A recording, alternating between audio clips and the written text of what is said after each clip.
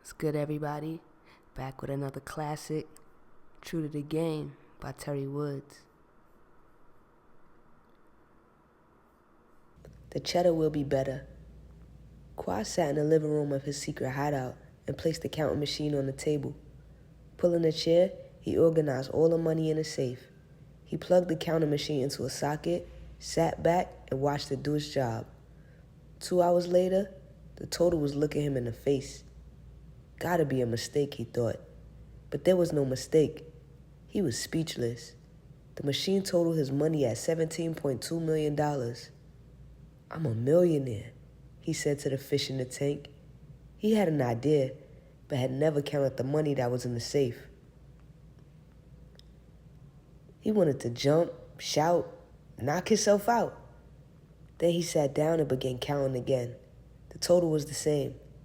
He ran his hands through the bills, stuffing them in his pockets, his shirts, his baseball cap, his jeans, all $100 bills. In front of the mirror, seeing all these green pieces of paper falling out his clothing, he thought to himself, all that drug money. There's a lot of paper in the ghetto. Quadir sat back and looked at all the stacks of money surrounding him. The years of hustling had paid off. People spend their entire lives working to retire and still don't have shit. Quadir, on the other hand, had hustled for 5 years and could retire at the age of 25, a millionaire, never working an honest day in his life. He sat down on the sofa and the sea of money scattered around him. It made him nervous. For the first time, he saw his wealth. And for the first time, he saw what he really was, a drug dealer. He knew it was wrong. All that he did for the hustle was a constant reminder of his own greed. Down to his last 200 kilos of cocaine, he didn't want to purchase any more. For $3,800 a kilo, who wouldn't? But with $17 million staring down your throat, why? He was not thinking of finances. He was thinking about the junior mafia. He knew that it was a matter of time before he was a direct target. Things were getting real complicated in the streets. The police were downright dirty. They would stick you up, set you up, and give you a case. The brothers were just as bad. Everybody had guns. Everybody. Even little kids had guns. Your life meant nothing. It was all about the money. Who had it and who didn't. Not only had Quadir beat the odds, but also lived to tell about it. Not owing any debts and not owing any favors. That in itself was a task, as most of Quadir's friends were dead or in jail. He thought of Tony Santero and the cartel. He thought of Barranquilla, Colombia, and Carlos Escobar. He met Tony's uncle, Carlos Escobar, only once. Carlos was so captivating, even with his intense dislike for the United States. Quadir totally enjoyed his conversation. The man had everything he wanted and desired at his fingertips. Tony's mother was an Escobar. She married a Santero and had 3 sons. 2 of the sons and her husband were killed in a boating accident on the Panama Canal in 1968, when Tony was a little boy. She and her only son then moved with her brother Carlos. Carlos raised Tony like his own son. He turned over some of the family affairs to Tony, who took on the responsibility of serving the United States. Through governmental and diplomatic connects, Tony was free to serve countries. Carlos had 2 brothers and 3 sons, all of whom controlled and shared the Colombian drug profits. After Quadir understood the trade game, he understood who had the power. It definitely was not the brothers. The brothers got caught up too, but not just them. It seemed like everyone was getting high. The upper class, not just the poor, contributed and depended on it. He thought of the sisters who were out there using and selling their bodies for a gusto, the brothers and sisters who were robbing their own mothers and grandmothers. He thought of his financial destiny, matches torn in two. He thought of the $17 million. Shit was too good to be true. How could he stop? How could he tell Tony? What would he say? What would he do? For 3 weeks, Quadir continued business as usual, dropping his price down to $10,000 a kilo.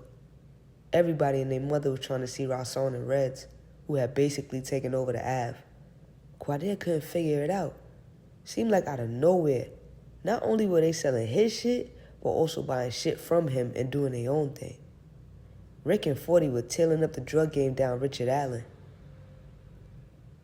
After the death of Rock, Rick and Quadir paid out $200,000 to have 5 members of the Junior Mafia assassinated.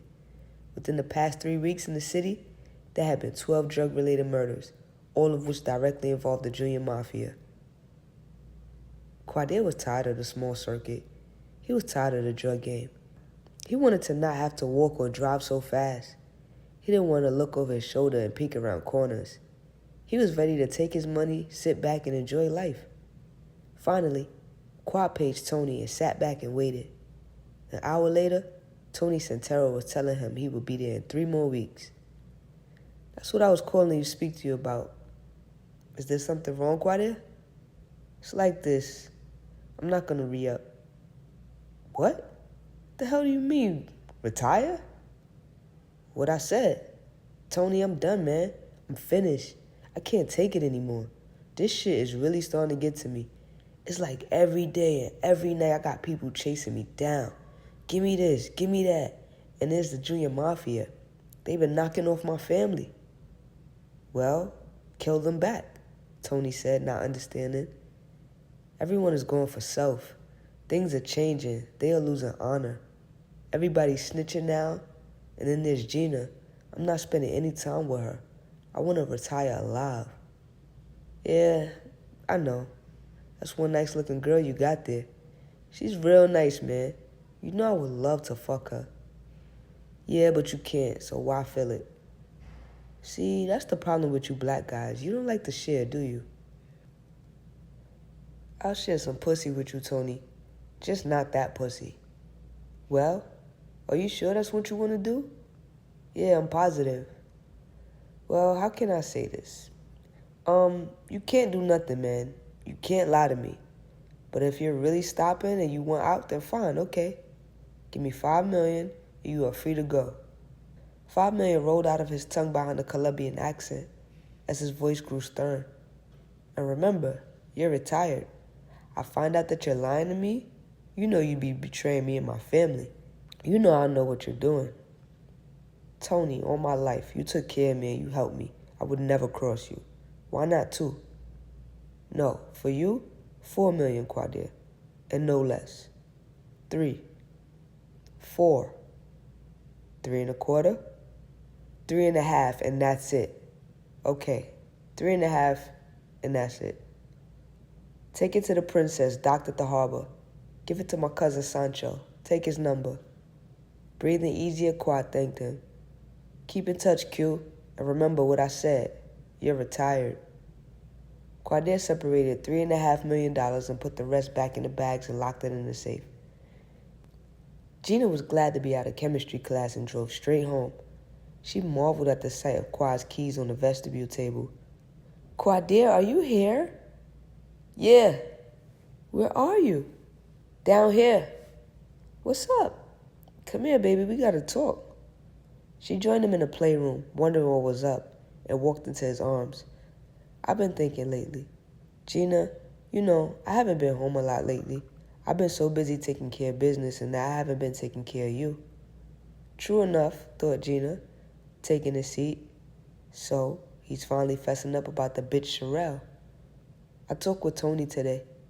I told him I was done, finished, out of the game.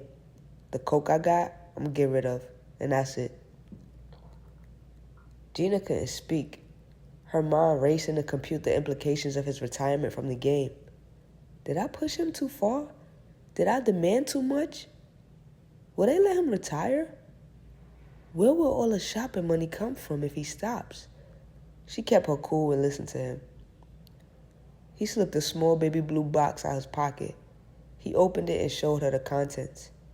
Will you marry me, Gina? He took the ring out of the holder and slipped it on her finger. I have never seen a diamond this big before. It's 10 carats. Gina was in shock. She couldn't believe he was coming at her with marriage. Gina, you haven't answered my question. Do you want me to get down on one knee? Quad, please, she smirked. You would get on one knee? He bent his knee to the floor before her and said, Janelle Louise Scott, will you marry me? Quadir, please get up. You're going to make me cry. Not until you answer me. Not until you say you'll marry me. You're all that matters to me, and I want you to be my wife. His face told her this was not fun and games. He was serious. Yes, Quadia Montel Richards, I will marry you. She got down on her knees with him and put her arms about him. The ringing phone broke the silence. He smiled, watching her run upstairs as he picked up the phone. Hello? I need some money for your daughter, Quadia, said a female voice. Look, don't ever call my home again, he said as he slammed the phone down. It immediately rang again. Hello? Don't fucking tell me not to call there, motherfucker. You got a child that you don't do shit for, she said. Look, Sherelle, if you need something for the baby, I will send it to you. I'll call Rasson and he can bring you whatever you need. No, bitch, you bring it. Rasson didn't fuck for this baby. You did. Who you think you playing with? Who am I talking to? Ain't nobody else on the goddamn phone. I told you, if you need something, then page me. I'll see to it that you get it. He hung up as the phone rang. Bitch, stop calling my motherfucking house. Yo, Qua, man, it's me, Rick. Oh, what up? Damn, my brother having problems today? Yeah, Sherelle. She fucking with me again. She got the phone number somehow. How did she get the number? I don't know. I don't know what to do. Now, you just calm down, partner. You'll be all right. What am I going to do, Rick? Get a motherfucking blood test. You the only one who thinks the baby is yours. Qua hadn't heard Gina return. Quadia, I'm going to take a shower. You want to come? No, baby. I'm on the phone. Who's that, Gina? Rick asked. Who else is going to be up in my house? Asked Qua. Rick started laughing at him. All these hoes running around talking about this Qua baby. Shit, you might have the Virgin Mary up in that motherfucker. How am I supposed to know? Gina was still trying to entice Qua. Okay, if you don't want to shower with me, you're going to miss out, she said, dropping her robe in front of him on the way to the bathroom. When she was gone, he turned back to the phone. When she was gone, he returned back to the phone. Rick, I asked Gina to marry me. What? Qua, you getting married? Yeah, I'm going to have a big wedding. Well, what's up? I'm waiting. Oh, yeah, and I want you to be my best man. That's because you know I'm the best nigga out here. You gonna be my best man or what? Oh, nigga, stop bitching. You know I got your back. However, there is a problem. What? You selling keys for $5,000 is a motherfucking problem, man. I'm not selling them for no 5. I'm selling them for 10. What's the fucking difference? How is you playing with this 10 shit? Look, me and Gina about to go to Atlantic City. When I get back, I'm going to come and see you. I got something for you. When are you coming back? I'll be back later on tonight, and then we'll talk. Pick me and lead up some Gucci sneakers while you're down there. They gave each other the salams and hung up the phone. While Quadia and Gina were walking on the Atlantic City boardwalk, waiting for their dinner reservation, the Junior Mafia was having a meeting in the southwest part of the city. Jarrell was pacing the trail in his peach carpet talking on the phone. I don't understand why no one is buying weight. And no one knows why? He asked as he stared around the room using his eyes to demand an explanation. Finally, someone spoke up. No one is buying. For the past 3 days, no one has called or needed anything or nothing. Kyrie, I figured that out since none of y'all motherfuckers got my money. Jordan looked at Jarrell. No one is buying weight. Jarrell looked at all of them as if they were thieves. Well, he finally asked, who owes us money? No one from this end owes anything, said Kyrie. The caps are moving, but the bricks are just sitting there, said Mont. Well, do something about it, Jarrell shouted. What do we do? Said Kyrie. Figure it the fuck out. Somebody got it. They getting coke from somewhere. It's not like motherfuckers stopped getting high, said Jarrell. Rand arrived, gave and received acknowledgement of his presence as Jarrell continued. Rand, where the fuck is Reese and Derek? Jarrell did not like anyone to miss his shareholders' meetings. He felt it was important. It brought everyone in the Junior Mafia together. The meetings were short but informative, or at least Jarrell thought so. After everyone left, Jarrell paged Reese, then Derek. He was really starting to worry. Not so much about them, but about the 5 bricks and $3 million they were carrying. A few minutes of pacing ran behind them. Jarrell spoke again. You know, I really don't like this shit. Somebody that gets You know, I really don't like this shit. Somebody that gets rid of 10 kilos every day and moved a motherfucking thing all week? Who? Kyrie, he said, walking out of the room. Rand followed and asked, well, why not? I don't know. Mark picked up the ringing phone. Yo, man, where you at? It was Skip. I'm at the hospital. You're not gonna believe this shit. The cops just brought Reese and Derek here. I saw them pull him from the back of a fucking paddy wagon. The cops are everywhere. I gotta get out this lobby and get back to the room with my girl. Yo, Skip, hold up. Jarrell wants you. Taking the phone, Jarrell inquired of Skip. What the fuck is going on? The cops just brought Derek and Reese in here, man. Get somebody down here. My girl just went to delivery. I'm saying, it fucked me up, Ak. I don't think Reese is gonna make it. Call Reese's girl and get her ass down here. I gotta go. The news spread throughout the city like wildfire. Jarrell's right-hand man, Reese, was dead. Derek was listed in critical condition, however, and would be arrested upon his recovery. Reese and Derek led a high-speed chase through the city, fatally shot a police officer and wounded another. They got away then crashed into a wall on Lincoln Drive. The police did not call for an ambulance. They just threw the bodies in the back of a paddy wagon, hoping they would die.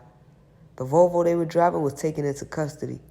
The police reportedly found 2 guns, 5 kilos of cocaine, and $1 million.